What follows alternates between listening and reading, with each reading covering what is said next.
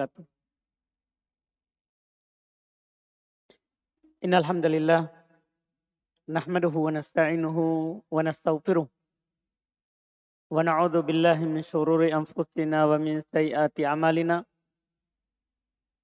May yahdihillahu fala mudhillalah wa may yudlil fala hadiyalah. Asyhadu an la ilaha illallah wahdahu la syarikalah wa asyhadu anna Muhammadan abduhu wa rasuluh. Sallallahu alaihi wa ala alihi wa ashabihi wa man tabi'ahum bi ihsan ila yaumiddin, amma ba'd. Alhamdulillah, kita lanjutkan lagi kajian fikih praktis dalam madhab Syafi'i yang dikumpulkan oleh Al-Qadhi Abu Syuja rahimahullah dalam kitab Al-Ghayatu wat Taqrib yang dikenal dengan matan Abi Syuja. Kita masih di pembahasan Kitabul Buyu, kitab terkait dengan jual beli. Di pertemuan sebelumnya kita sudah masuk dalam pembahasan jual beli terlarang yang terkait dengan riba. Berikutnya lagi masuk dalam jual beli yang terlarang. Kata beliau rahimahullahu ta'ala, wala yajuzu bay'ul gharar. Tidak dibolehkan jual beli yang ada gorornya. Tidak dibolehkan jual beli yang ada gorornya. Sebelum kita sampaikan hadis, kenapa bisa beliau bilang tidak boleh? Maka pertama, apa itu goror? Jual beli goror ini jual beli yang banyak bentuknya. Dia disebutkan artinya, bai'ul goror artinya mantawa anna akibatuh. Apa yang tidak jelas akibatnya. Apa yang tidak jelas akibatnya, hasilnya. Ini banyak sekali bentuknya. Semua yang tidak jelas, apakah jumlahnya, kalau ada jumlahnya, atau sifatnya kalau ada sifatnya, atau beratnya kalau yang berat ditimbang, atau takarannya kalau yang ditakar. Yang tidak jelas akibatnya, hasilnya. Ini pengertian paling pendek yang disebutkan dalam madhab Syafi'iyah. Man tawa'anna akibatuhu. Apa yang tidak jelas dari kita nanti akibatnya. Contohnya sangat banyak sekali. Yang jelas nanti semua contoh yang disebutkan itu tidak dibolehkan karena tidak ditahu akibatnya. Dilarang oleh Nabi kita Muhammad SAW karena ini akan masuk di dalam memakan harta manusia dengan cara yang batil. Dalam hadits riwayat Imam Muslim dari Abu Hurairah radhiyallahu taala anhu, kata beliau, nahan Nabi sallallahu alaihi wasallam bai'ul gharar. Nabi sallallahu alaihi wasallam melarang jual beli yang ada gorornya. Jual beli yang ada gorornya. Disebutkan contoh jual beli yang ada gorornya adalah, kata mereka, bai'ul ba'ir an-nade. Menjual onta yang sudah liar. Sudah lari. Tidak ditahu bisa ditangkap atau tidak. Itu diantara contoh kalau onta. Ya sama juga. Kata mereka, wa kadzalika al-jamus al-mutawahhish. Jual kerbau Sapi juga yang sudah liar. Yang tidak bisa lagi ditangkap, sudah liar. Demikian pula kata mereka, bai'us samak fil ma, jual ikan tapi masih ada di air. Ikannya belum ditangkap, tapi kita sudah akad sama nelayan. Hasil tangkapanmu saya beli 500.000. Belum ditangkap. Kalau dia bilang hasil tangkapanmu nanti saya beli. Itu tidak masalah karena dia belum akad. Nanti datang tangkapannya baru dia mau beli. Kalau ini tidak, dia matikan dulu harganya. Yang kamu tangkap hari ini, saya bayar sekian. Ini kan tidak ditahu akibatnya. Nanti dia tangkap banyak atau sedikit. Jual beli goror. Demikian pula kata mereka, kadzalika bai'ut tsamarah allati lam tukhlaq. Jual buah belum berbuah. Jadi belum berbuah pohonnya, dia sudah akad. Dia sudah akad. Jual buah belum berbunga pohonnya. Demikian pula yang disebut kalau Nabi SAW yang dilarang bai'u habalul habalah. Menjual kandungannya yang ada dalam kandungan. Kalau ini keras sekali, ini jual beli jahiliyah. Jadi orang dulu, orang jahiliyah, dia membeli onta yang masih ada di kandungan, tapi dia tidak beli itu yang ada di kandungan yang lagi dihamilkan. Tapi anaknya itu yang di kandungan. Kan onta, kalau dia mengandung, dia akan melahirkan nanti lagi. Kalau dia melahirkan, butuh waktu bertahun lagi baru bisa hamil ini yang lahir. Baru dia hamil. Ini dia jual kandungan yang masih ada di kandungan. Ini goror yang jelas. Nabi melarang jelas nasnya karena ini jual beli jahiliyah. Kenapa? Ini asli goror sekali. Kalau yang lahir betina kan bisa mengandung. Tapi kalau jantan sudah makan harta temannya dengan cara yang batil. Demikian pula diantara juga akad dulu yang mereka lakukan jual mani pejantan. Dia jual mani pejantan. Jadi maninya itu pejantannya dia jual. Ini jual beli goror. Jual burung yang masih ada di udara. Dia belum tangkap burungnya, tapi dia sudah jual. Jual kucing dalam karung. Istilah itu. Maksudnya tidak ditahu ini dalam karung berapa isinya dan apa isinya. Tapi dia jual tanpa dilihat. Ini jual beli goror. Demikian pula nahan Nabi SAW anil munabadah wal mulamasah.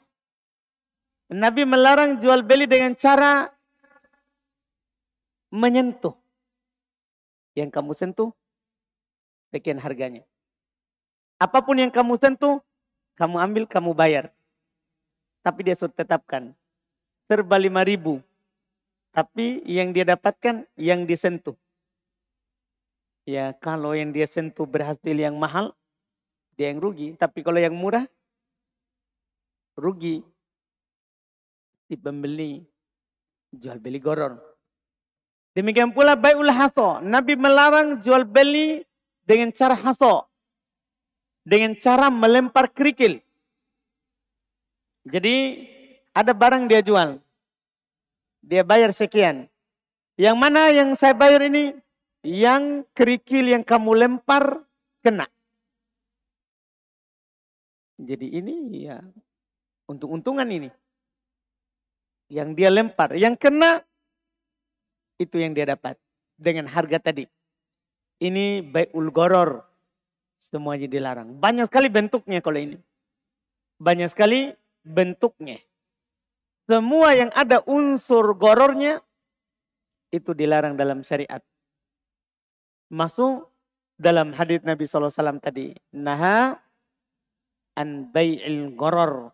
Nabi melarang jual beli dengan cara goror. Dengan cara goror. Kalau kita sebutkan satu persatu contohnya sangat banyak. Insya Allah di buku yang lebih tinggi lagi nanti. Buku kedua karena ini buku ringkasan.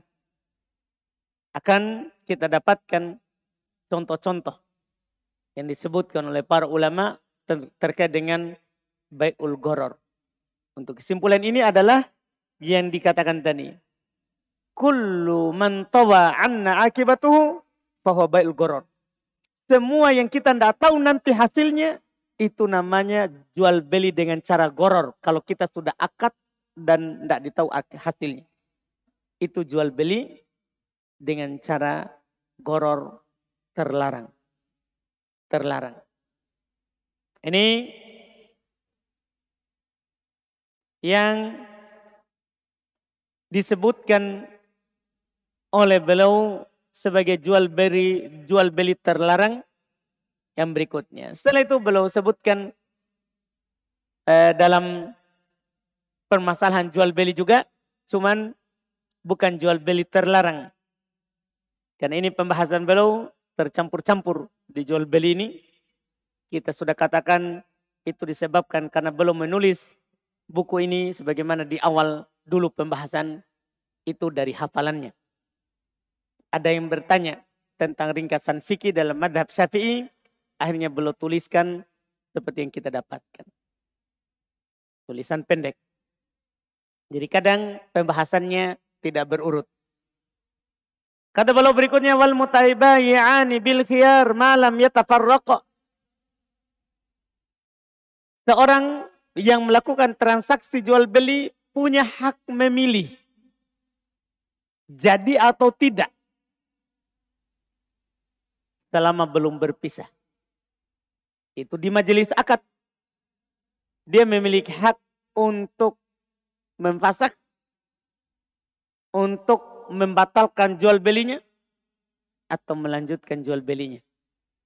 Karena dalam transaksi jual beli tidak ada akad harus membeli. Seperti yang jual beli munabadah tadi, mulamasah. Kamu sentuh, harus bayar. Tidak ada seperti itu. Selama belum berpisah dari majelis, dia memiliki hak khiyar. Memiliki hak khiyar. Ini disebut sebagai khiyar al-majlis. Pilihan dalam akad jual beli selama masih ada dalam majelis akad.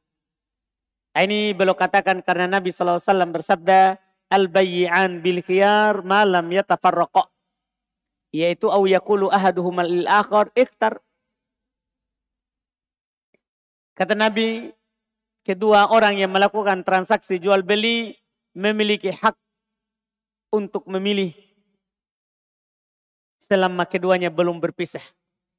Atau berkata salah satu dari keduanya, kata Nabi, lil akhar kepada yang lain, ikhtar. Silakan kamu pilih. Silakan kamu pilih yang mana kamu mau, baru nanti kita akad. Punya hak untuk memilih. Punya hak untuk memilih. Ini riwayat Bukhari Muslim. Riwayat Bukhari Muslim. Walahuma ayashtarito al-khiyar salasata ayyam. Boleh bagi keduanya mempersyaratkan pilihannya itu sampai 3 hari. Artinya seorang boleh melakukan syarat. Menentukan syarat dalam jual beli. Selama syaratnya itu tidak menghalalkan yang haram atau mengharamkan yang halal. Seperti gimana dikatakan oleh Nabi SAW. Kata beliau, al-muslimun ala syurutihim. Kaum muslimin di atas syarat mereka. Boleh bersyarat. Dalam akad jual beli. Misal seperti yang dikatakan oleh penulis.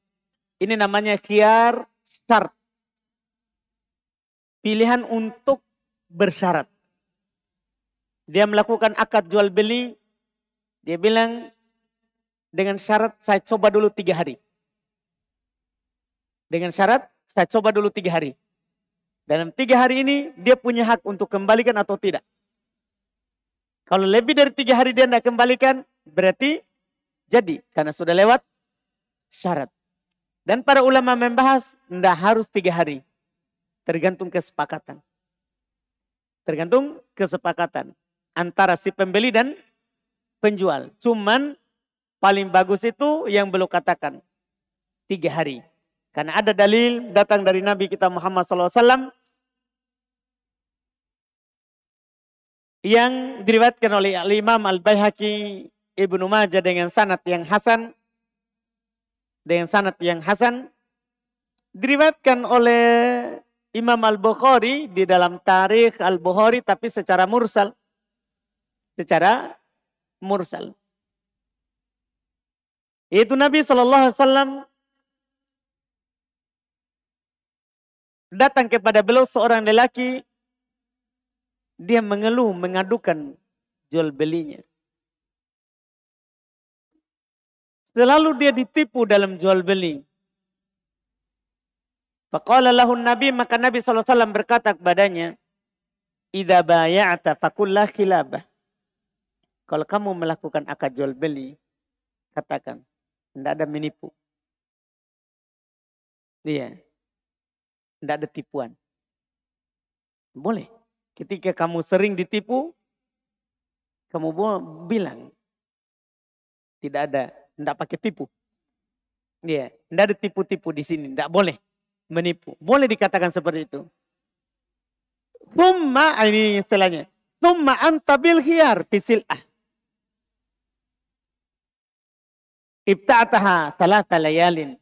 Kemudian untuk kamu punya pilihan pada barang yang kamu beli selama 3 hari. Artinya antum boleh akad. Saya coba dulu 3 hari. Untuk menjaga itu tadi.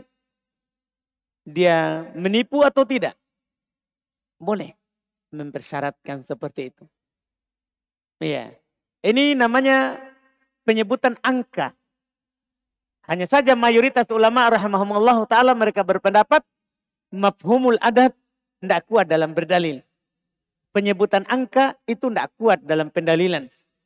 Makanya penyebutan angka itu bukan menunjukkan harus 3 hari bolehnya. Tergantung kesepakatan. Tergantung kesepakatan. Ada orang ya dia hak khiyar tentukan 3 hari, ada 4 hari, ada 5 hari. Tergantung barang ini dia mau cobanya berapa baru dia akan tahu bahwa ini bagus atau tidak. Dan boleh kurang dari 3 hari. Dia coba dulu sehari, dia coba dulu 2 hari, boleh. Atau dia coba dulu 1 kali putaran. Atau misalnya ada orang beli mobil di Makassar, saya coba dulu ke Sidrap. Saya coba dulu ke Pangkep.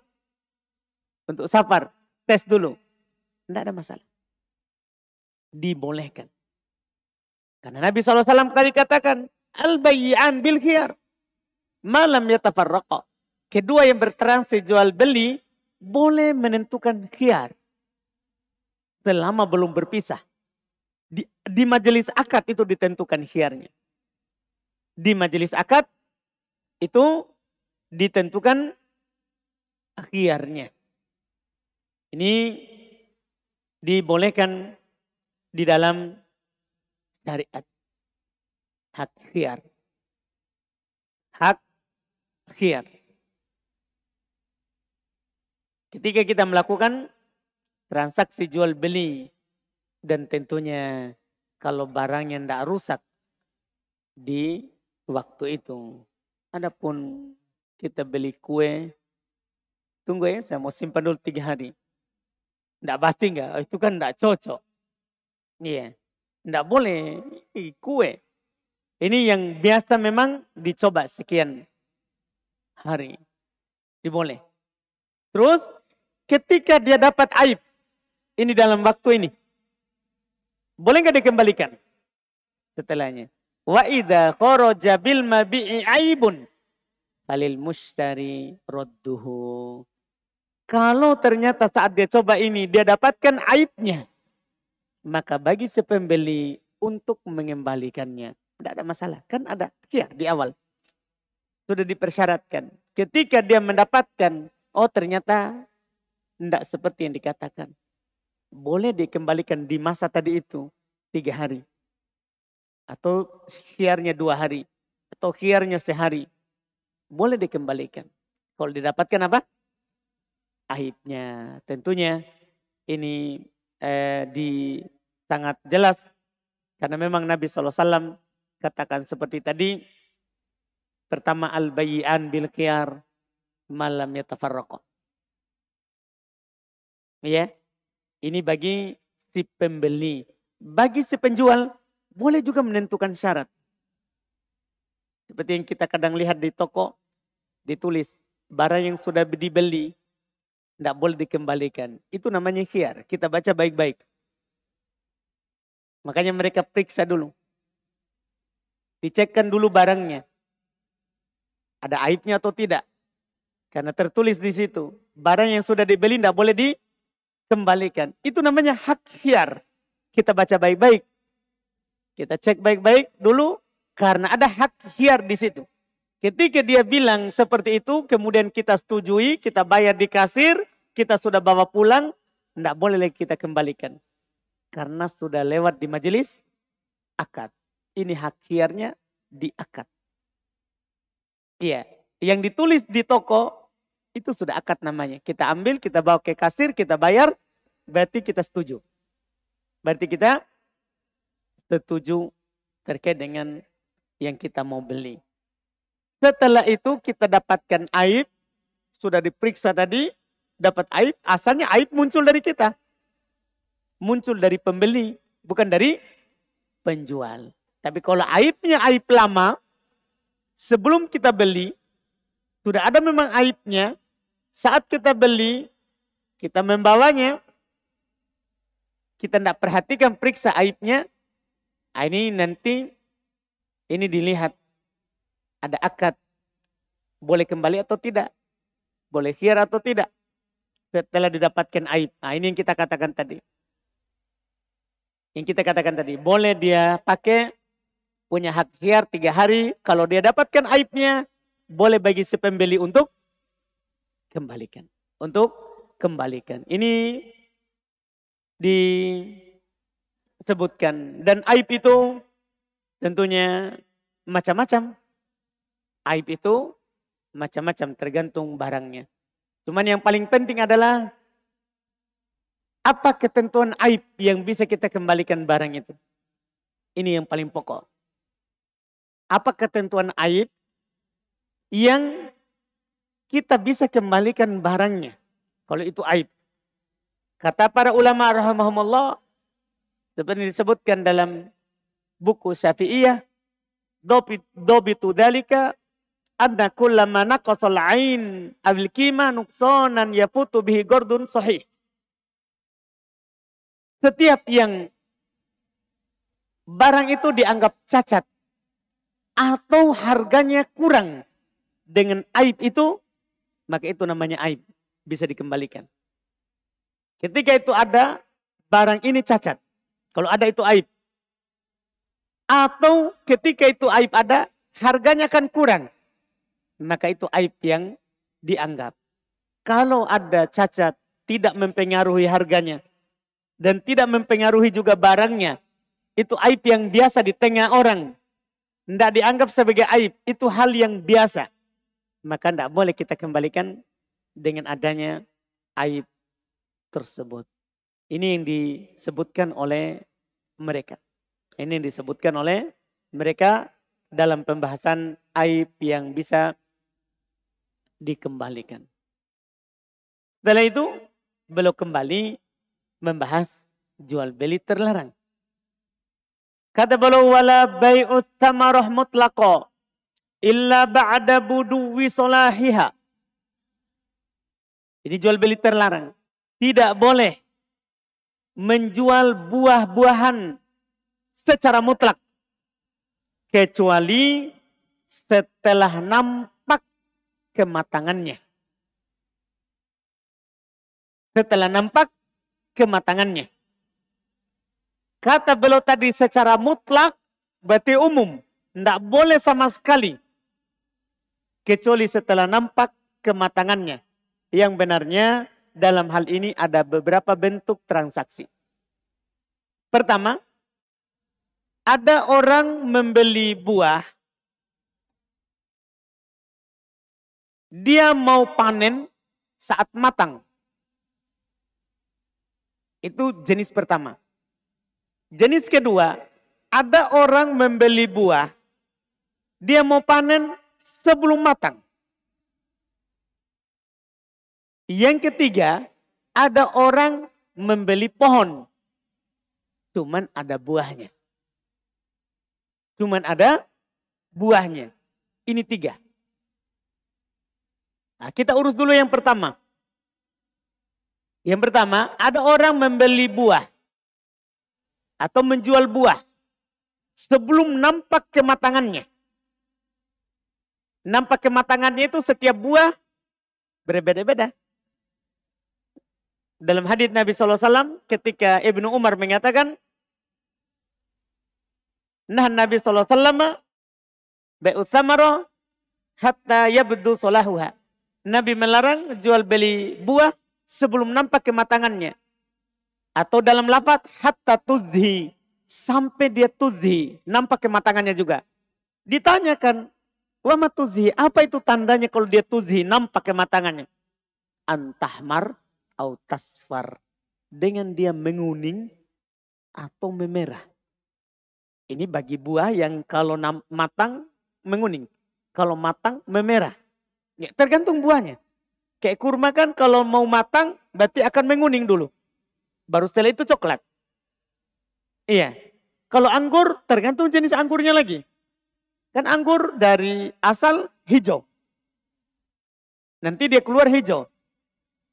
Terus nanti kalau mau matang kadang tetap hijau, kadang menguning, kadang memerah, kadang menghitam. Kan macam-macam. Makanya di sini sampai nampak kematangannya. Ini takbir Nabi SAW. Kalau itu tadi sampai menguning atau memerah, itu tafsir rawi. Kalau Nabi takbirnya umum. Sampai nampak kematangannya. Bagaimana nampak kematangannya? Semua sesuai dengan buah.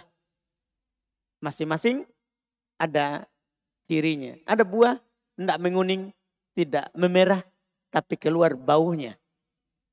Nampak kematangannya. Nah ini sekarang. Ada orang menjual atau membeli buah. Belum nampak kematangannya. Dan dia mau panen saat nampak kematangannya.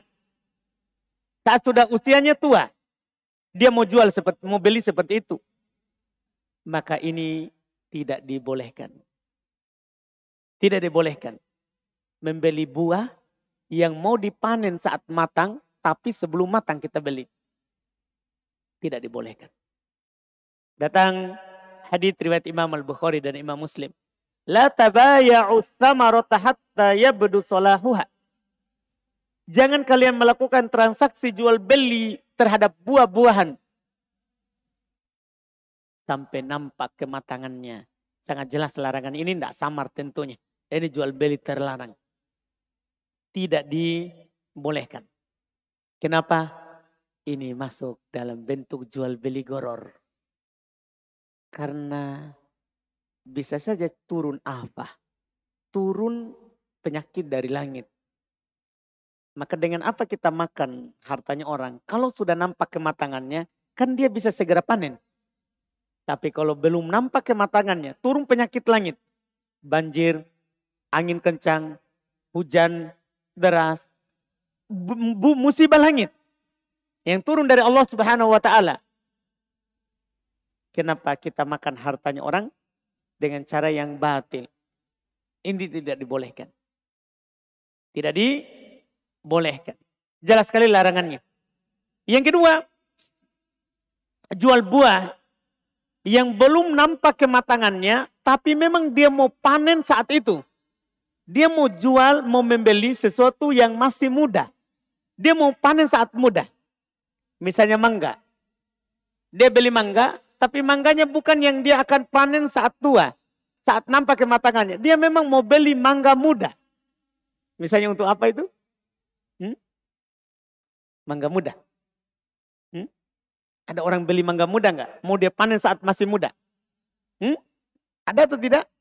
Ada. Untuk apa itu Pak? Hah? Untuk apa itu orang beli muda? Oh, raca-raca mangga dia bilang. Seperti itu kan untuk raca mangga. Untuk raca mangga. Jadi dia memang beli bukan mau yang matang. Dia mau beli memang mangga apa? Mangga muda. Boleh nggak seperti itu? Boleh. Karena kan dia memang mau beli mangga muda. Bukan dia mau tunggu saat sudah matang. Ini boleh. Ini dibolehkan. Kemudian berikutnya. Kalau itu jelas ya, boleh. Tidak masuk dalam larangan. Tidak masuk dalam larangan. Kata beliau tadi, la bai'at thamara mutlaqon, tidak boleh menjual buah secara mutlak kecuali setelah nampak kematangannya. Ini takbir yang kurang. Karena dirinci. Maksudnya kalau mau dipanen saat matang. Tidak boleh kecuali setelah nampak kematangannya. Adapun kalau mau dipanen saat masih muda, tidak mau dia tunggu kematangannya, boleh. Tidak ada larangan. Tidak masuk dalam hadis. Tidak ada juga goror. Tidak ada juga goror. Goror artinya tidak ditakutkan apa akibatnya nanti. Karena dia sekarang mau panen. Saat masih muda. Tidak dikhawatirkan ada penyakit. Jenis ketiga. Rincian dari ulama kita terkait dengan jual buah. Dia tidak beli buah. Dia beli pohon. Cuman ada buahnya. Dia beli pohon, cuman ada buahnya. Ini buahnya milik siapa? Buahnya milik siapa? Ini disebutkan. Kata mereka ada dua jenis buah. Ada dua jenis pohon terkait dengan buahnya. Ada pohon, dia memang sudah mulai berbuah, tapi butuh dikawinkan baru jadi buahnya. Seperti pohon kurma. Dia tidak langsung jadi buahnya. Dia harus dikawinkan antara di serbuk jantannya ini terpisah dengan serbuk dengan betinanya. Jadi ini yang jantannya harus dipotong dan dimasukkan di pucuknya yang sebelum terbuka. Itu pelopak yang betinanya nanti yang akan mekar buahnya. Seperti salak juga seperti itu. Jadi ada pohon berbuah tapi butuh dikawinkan dulu baru jadi. Ada juga buah tidak perlu dikawinkan. Dia sudah kawin sendiri. Tidak perlu dikawinkan. Sudah jadi memang keluar jadi buah. Iya, jadi buah. Ini yang disebutkan ada pembahasan. Yang pertama, kalau dikawinkan, Nabi SAW merinci. Man ba'a nakhlan qabla an tu'abbar fathamaratuhu lil mushtari lil mubta'. Faman ba'a nakhlan ba'da an tu'abbar fathamaratuhu lil ba'i. Illa ayyashtaritul mushtari. Masya Allah. Ini rincian sangat bagus sekali. Siapa yang menjual kurma? Pohonnya. Siapa yang menjual pohon kurma? Sebelum dikawinkan, maka buahnya untuk si pembeli. Karena nanti si pembeli yang kawinkan. Tapi siapa yang menjual pohon kurma? Sudah dikawinkan, maka buahnya untuk si penjual. Buahnya untuk si penjual.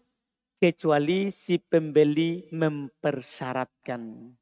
Saya mau beli pohon kurma ini, tapi juga buahnya saya mau. Diikutkan. Dia persyaratkan seperti itu. Maka buahnya untuk si penjual. Untuk si pembeli. Untuk si pembeli. Atau si penjualnya yang mempersyaratkan. Saya mau beli ini pohonmu. Dia bilang, iya saya jual. Tapi syaratnya buahnya ini sekarang ini saya yang panen. Maka buahnya walaupun sudah ditakbir atau belum, untuk si penjual. Jadi kecuali dia mempersyaratkan. Iya, ini disebutkan. Demikian pula pohon yang tidak dikawinkan. Ketika pohonnya sudah berbuah, datang orang membeli pohon. Buahnya milik siapa? Asalnya milik penjual. Dia bisa panen buahnya kecuali si pembeli mempersyaratkan. Dia bilang, saya mau beli pohon kamu ini, misalnya pohon mangga. Saya mau beli pohon kamu ini, pohon mangganya. Pohon mangganya. Tapi ada buahnya. Dengan syarat buahnya juga untuk saya. Buahnya juga untuk saya. Maka siapa punya buahnya? Si pembeli. Kalau dia tidak bersyarat, maka asalnya buahnya untuk yang punya. Kalau dia tidak mempersyaratkan, buahnya milik si penjual. Karena dia kan tidak beli buah. Dia cuma beli apa? Pohon. Mungkin dipahami ini? Ini kalau buah. Demikian pula hal lain. Ada orang jual tanah. Kalau kita kembangkan ini masalah, banyak contohnya yang disebutkan oleh para ulama. Ada orang jual tanah. Tanah ini ada pohonnya. Punya siapa pohonnya? Kalau ada orang beli. Punya siapa itu? Punyanya penjual. Kecuali yang beli ini apa? Mempersyaratkan. Iya, saya mau beli. Tapi dengan pohonnya. Punyanya si pembeli. Tapi kalau dia bilang, yang menjual bilang, saya mau jual ini tanah. Terus si pembeli, oh iya, saya mau beli. Deal harganya, mereka tidak disinggung pohonnya. Maka yang menjual bisa memotong pohonnya. Bisa memotong pohonnya. Ini yang disebutkan. Demikian pula jual rumah. Kalau orang jual rumah. Datang orang, saya mau jual rumahku ini. Oh iya, saya mau beli. Dia mau beli rumahnya saja. Bukan tanahnya. Ya sudah, dia hanya ambil rumahnya. Dia tidak beli tanahnya. Tanahnya sisa. Gimana caranya ini? Dulu kan sering orang begitu karena rumah kayu. Kan bisa diangkat. Jangan bayangkan rumah batu. Gimana caranya angkat rumah batu? Iya, kalau kebiasaan rumah batu sekarang, ya orang jual ya rumah dengan tanahnya. Tapi dulu transaksi orang kalau jual rumah kayu, ada orang hanya jual rumahnya, beli rumahnya. Makanya mereka bilang, saya mau jual rumah ini dengan tanahnya. Saya mau jual rumah ini saja. Maka asalnya rumah saja. Karena bisa diangkat. Bisa dipindahkan. Ini semua seperti itu. Semua seperti itu. Terkait dengan buah juga seperti itu tadi. Ini rincian yang bagus tentunya, alhamdulillah. Sangat mudah terkait dengan apa yang disebutkan. Satu masalah lagi, karena ini sebenarnya terpisah dari masalah riba, padahal masuk dalam riba. Cuman sekali lagi penulis tidak teratur dalam menyusunnya di pembahasan jual beli ini. Kata beliau, wala bai'u ma fihi riba bijinsihi rotoban ilal laban. Ini penutup masalah jual beli terlarang. Karena setelahnya beliau akan masuk di jual beli salam. Termasuk jual beli yang dibolehkan. Tidak boleh menjual apa yang ada padanya riba. Maksudnya barang riba. Dengan sejenisnya dalam keadaan basah. Dalam keadaan basah. Makanya Nabi SAW melarang jual beli kurma dengan rutop. Kecuali bai'ul aroya. Yang nanti akan dikecualikan. Ada syaratnya. Ada syaratnya. Kenapa? Nabi bertanya, ayang kusu idayabis. Apakah rutop itu akan mengurang timbangannya kalau kering? Jawabannya pasti mengurang. Maka tidak boleh. Dilarang. Tidak boleh jual beli barang riba dalam keadaan masih basah. Ini kata beliau, kecuali susu. Maksudnya jual beli susu dengan susu boleh masih basah. Susu kan memang basah. Susah kering. Gimana caranya? Kalau kering maka tidak jadi susu. Jadi apa kalau kering? Jadi keju. Jadi keju kan begitu. Tidak jual beli susu namanya. Bukan jual beli susu. Nah, ini boleh jual beli susu walaupun belum kering. Tapi kalau yang lain harus sudah kering. baru dibolehkan untuk diperjualbelikan. Kalau sejenis, ilah. Adapun dibeli dengan tidak sejenis, kan dibolehkan. Membeli rutop dengan uang rupiah, membeli rutop dengan real, membeli rutop dengan dolar. Dibolehkan, walaupun masih basah. Yang dilarang tadi itu kalau sejenis. Kan belum bilang kan, bijinsihi. Mau beli rutop dengan kurma. Tidak boleh. Mau beli kismis dengan anggur yang masih basah. Tidak boleh. Tidak dibolehkan. Ini yang belum katakan kalau sejenis. Adapun beda jenis, kita sudah tekankan di pekan lalu. Ida ikhtalafatil ajanas, tabi'u kaifa syi'tum, ida kana yadan biyadin. Kalau beda jenisnya, maka silakan melakukan transaksi jual beli bagaimana kalian inginkan akadnya. Yang penting tangan ke tangan, tunai. Yang penting tunai. Ini alhamdulillah kita cukupkan supaya jual beli salam kita ambil di pertemuan akan datang. Jual beli salam ini butuh juga kita pahami. Masalahnya dia adalah menjual barang yang belum dimiliki. Menjual barang belum dimiliki, tapi dikecualikan oleh syariat. Karena ada maslahat untuk si pembeli dan maslahat untuk si penjual. Ini insya Allah kita ambil di pertemuan akan datang. Kita adzan dulu, baru masuk di tanya jawab.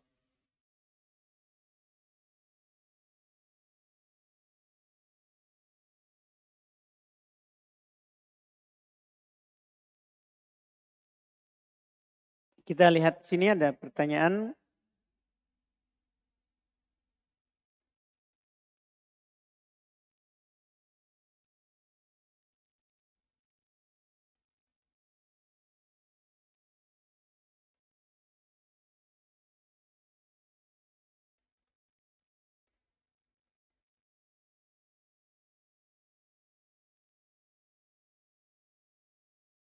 Apa hukum menggunakan PayPal?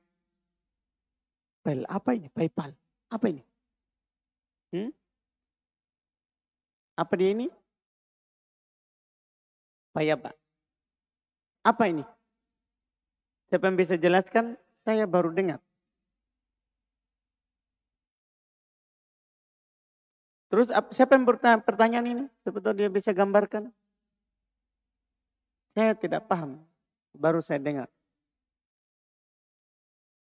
Apa hukum giveaway? Kalau ini jelas. Kalau yang dimaksudkan yang kedua ini adalah membuka sesuatu kemudian melombakan yang ikut perlombaan yang dia kata dia lakukan itu bisa masuk judi. Bisa masuk judi. Karena judi itu adalah perlombaan yang dia masuk di dalamnya bisa untung bisa rugi. Bisa untung bisa rugi. Kapan bisa untung bisa rugi? Itu namanya judi.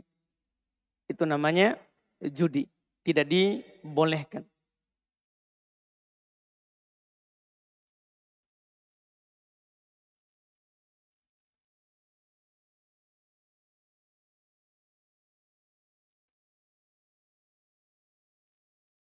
Bagaimana hukum mencicil barang lewat Shopee Pay? Sama dengan tadi ya.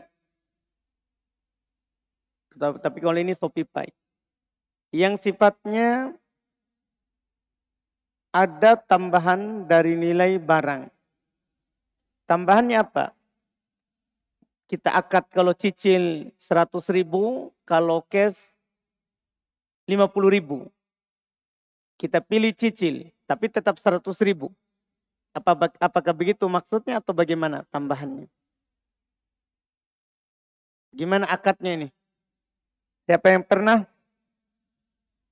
melakukan transaksi dengan Shopee Pay ini yang cicil? Saya tidak pernah. Jadi saya tidak tahu. Siapa yang pernah? Bagaimana akadnya ini? Tidak ada juga. Alhamdulillah.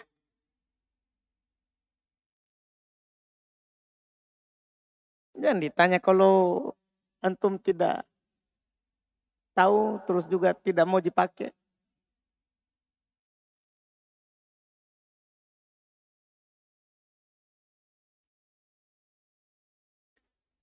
Apa boleh membuat acara syukuran di hari lahir? Maksudnya saat lahir hari ketujuh atau tanggal kelahiran? Ini pertanyaan semuanya global. Hmm. Iya. Masalahnya ini jawaban bisa ini. Siapa ini yang punya? Ini. Apa boleh membuat acara syukuran di hari lahir? Maksudnya di hari lahirnya adalah setiap tahun berulang tanggalnya itu? Tanggal kelahirannya? Atau maksudnya dia baru lahir terus hari ketujuh dia syukuran dengan akikah? Gimana ini? Siapa punya ini? Apa yang dimaksud? Jangan sampai kita bertanya untuk sengaja disamarkan supaya nanti jawabannya boleh. Siapa ini yang punya? Mengaku. Hmm? Tidak diapa-apain.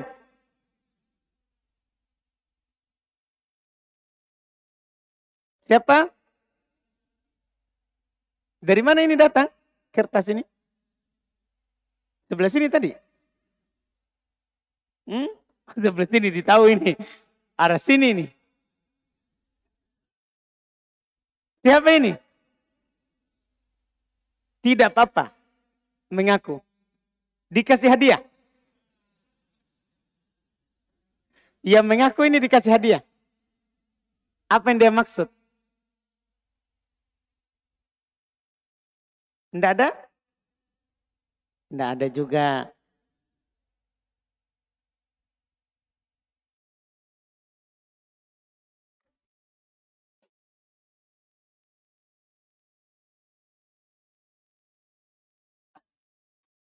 Apa Ustaz? Apa hukumnya menjual dan membeli cabut-cabut yang berhadiah?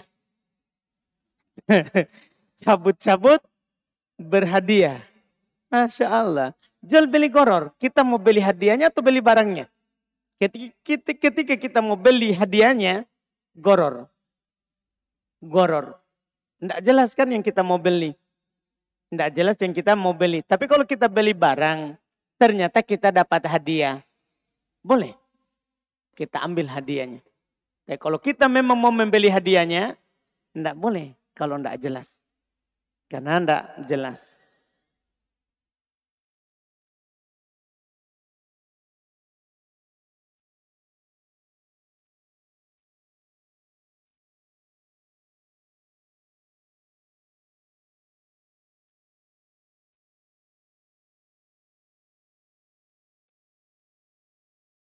Bagaimana menyikapi seorang ikhwah yang lebih muda dari kita, yang kalau dia memanggil langsung panggil nama Ustadz. Karena di daerah kami sangat menghormati orang yang lebih tua.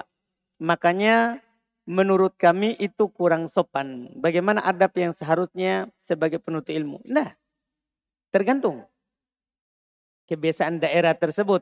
Kita lagi di mana? Kita lagi di mana? Karena di sebuah daerah itu tidak sopan. Tapi daerah lain itu biasa. Itu biasa. Iya. Misal kalau di daerah Nabi SAW, kalau daerah Yaman itu orang panggilnya pakai abu. Tidak sebut nama misal. Tapi kalau di Saudi biasa orang pakai nama. Langsung. Biasa orang pakai nama langsung, bisa juga pakai kunyah. Nama samaran. Iya, ini kembali ke daerah. Kita jangan menghukumi orang langsung tidak sopan. Siapa tahu memang daerahnya dia kebiasaannya begitu. Kebiasaannya seperti itu. Tergantung. Ini kan masalah kebiasaan saja. Enggak usah kita permasalahkan. Kalau kita dipanggil namanya, alhamdulillah tidak ada masalah. Tidak ada masalah. Karena memang siapa tahu di tempat dia bisa panggil orang, panggil nama. Pokoknya kata Nabi SAW, walaupun hadis ini adalah hadis yang dikritik sanatnya, tapi maknanya beda. Maknanya benar. Anzilinas manazilahum. Posisikan orang itu sesuai dengan tempatnya. Artinya setiap orang antum harus pahami. Harus pahami. Iya. Kalau dia bertindak seperti itu. Kalau bertindak seperti itu. Di sebagian tempat ini akhlak. Ini aib. Di sebagian tempat bukan aib. Bukan aib.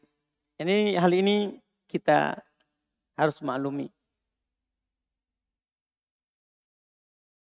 Apakah panggilan ustadz hanya khusus untuk yang berilmu saja?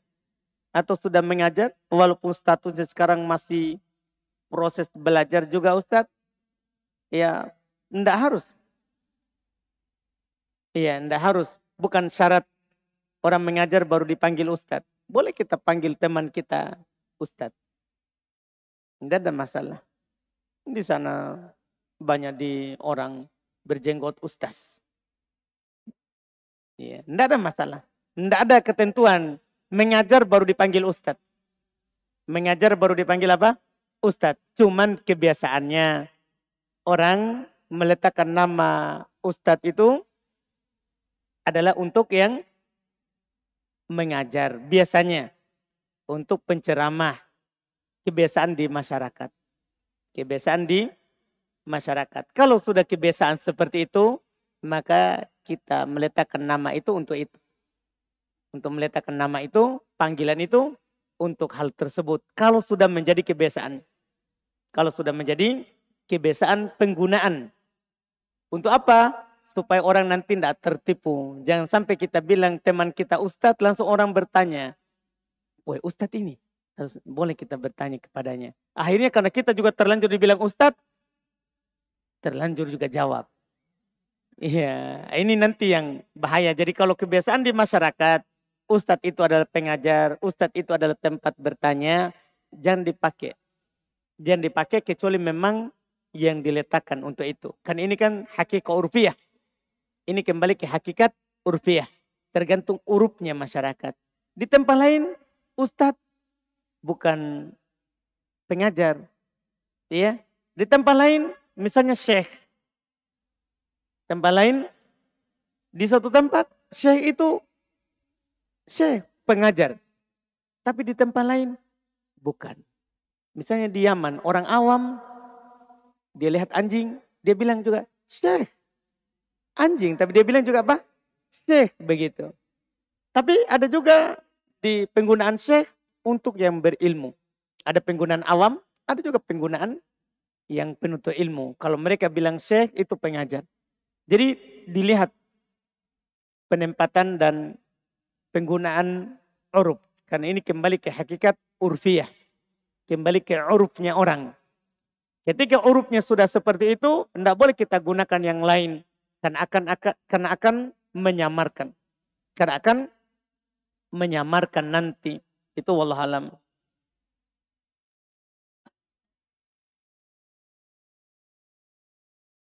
Sini ada pertanyaan, tolong dijelaskan Ustadz. Adab-adab penuntut ilmu saat berada di majelis. Masya Allah, kita meminta satu kitab. Nanti dikaji satu kitab. Kan di sana ada kitab adab al-muta'allim wal mu'allim. Adabnya pelajar dan pengajar. Itu satu kitab. Itu satu kitab. Bukan tanya jawab.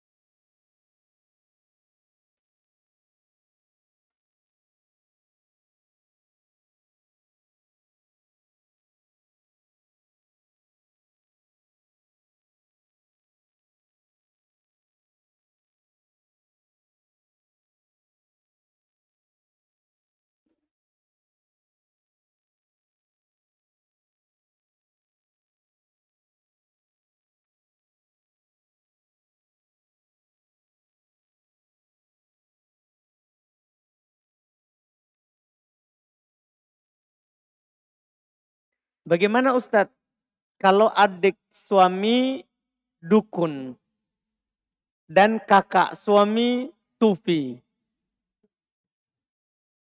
Adiknya suami dukun, kakaknya sufi.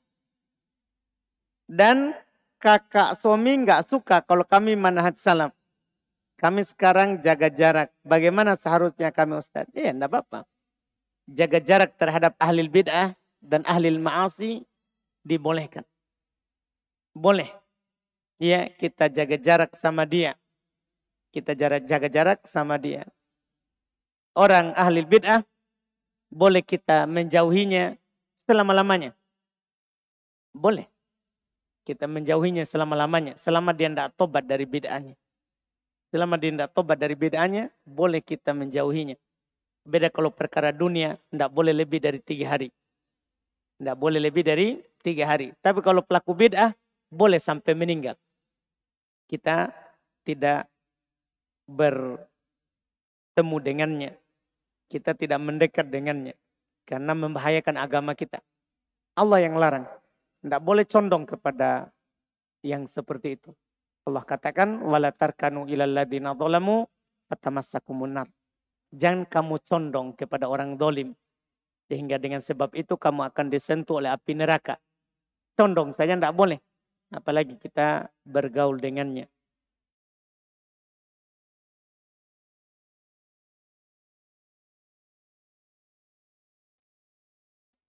Bagaimana dengan jual beli barang yang bergaransi?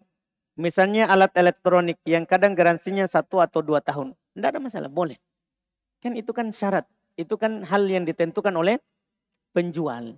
Hal yang ditentukan oleh penjual di majelis apa? Akad. Dibolehkan. Tidak ada masalahnya, wallahualam.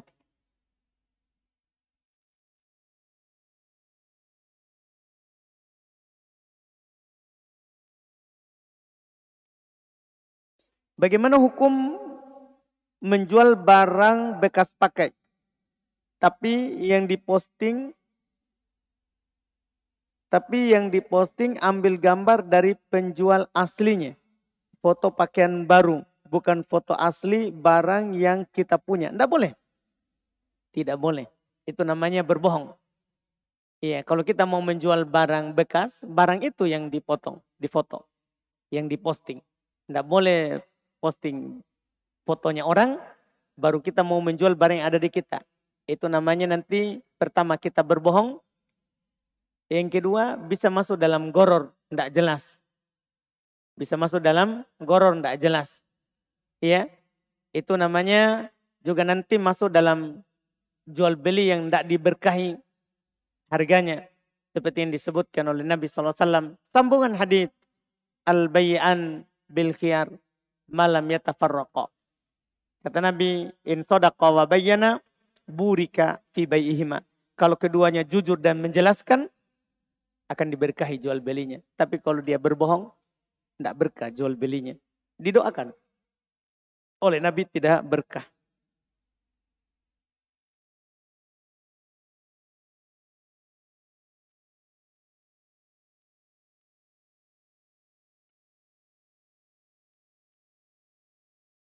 Bagaimana tentang seorang yang mengundang kita dalam acara walimah, tapi kita tidak kenal dengan yang mengundang? Mohon petunjuknya Ustadz. Ya, kalau ada orang mengundang selama dia muslim, kita itu haknya kita hadir. Tidak harus kita kenal. Kan Nabi cuma bilang, hakul muslim ala al-muslim. Hak muslim terhadap muslim yang lain. Itu 6 di antara yang disebutkan adalah ijabatud doa. Menjawab undangan. Sebagaimana salam. Kita jawab orang yang tidak kita kenal. Kalau dia kasih salam. Sama juga undangan. Yang penting dia mengundang kita. Selama dia muslim. Haknya untuk kita hadir. Haknya untuk kita hadiri. Wallahualam.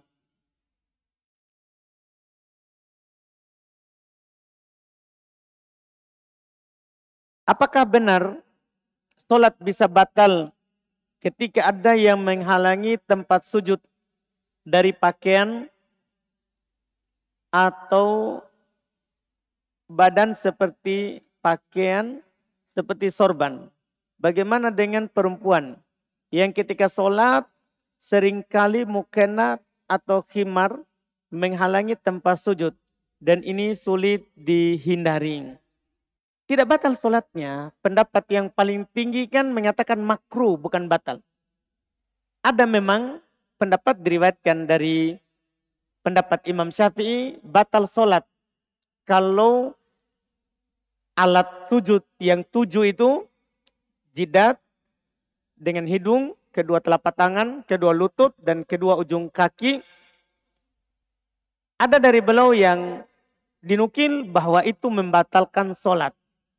Itu membatalkan sholat. Tapi yang benarnya tidak membatalkan sholat.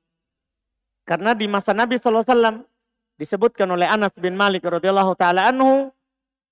Mereka saat musim panas. Mereka meletakkan, mengulurkan surban yang dia pakai ke tempat sujud. Ke tempat sujudnya. Dan itu tidak ditegur oleh Nabi SAW menunjukkan tidak batal sholatnya. Tidak batal sholatnya. Itu yang disebutkan. Dan juga para ulama mengkiaskan yang mengatakan tidak batal, dikiaskan dengan lutut.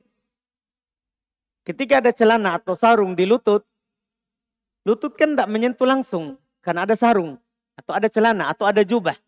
Itu kan tidak membatalkan sholat. Maka sama dengan yang lain juga.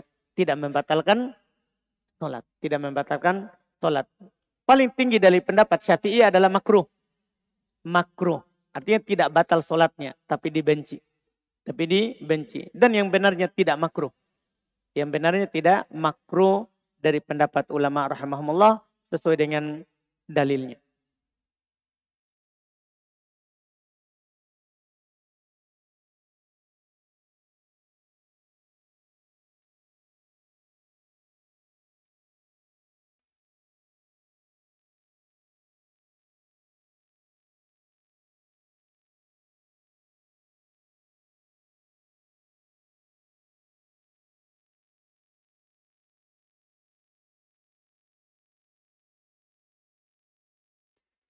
Saya pernah makan di suatu tempat.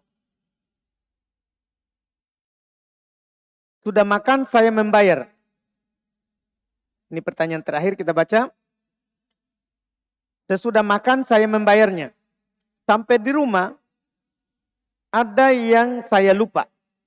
Ternyata saya lupa bayar ketupatnya. Selalu ada keinginan ke tempat itu untuk membayarnya. Tapi sampai sekarang belum sempat. Sampai akhirnya warung itu tutup. Dan tidak menjual lagi. Apa yang harus saya lakukan Ustadz? Saya takut ini akan menjadi hisab kelak. Sedekahkan saja harga ketupatnya atas nama yang punya warung. Nanti di hari kiamat kalau dia datang tanya mana harga ketupatku, kita sudah sedekahkan. Tergantung nanti dia mau apa. Mau ambil ketupatnya atau mau ambil nilai sedekahnya. Kalau dia mau ambil harga ketupatnya, maka kita dapat nilai sedekahnya. Kalau dia tidak mau ambil, mau sedekahnya, alhamdulillah. Itu dikisos hari kiamat. Cuman kita sudah lepas karena kita sudah sedekahkan. Karena kita sudah sedekahkan. Itu wallahu alam. Alhamdulillah kita cukupkan karena sudah lewat. Mudah-mudahan bermanfaat. InsyaAllah kita lanjut lagi di pertemuan akan datang. Subhanakallahumma wa bihamdika asyhadu an la ilaha illa anta astaghfiruka wa atubu ilaik.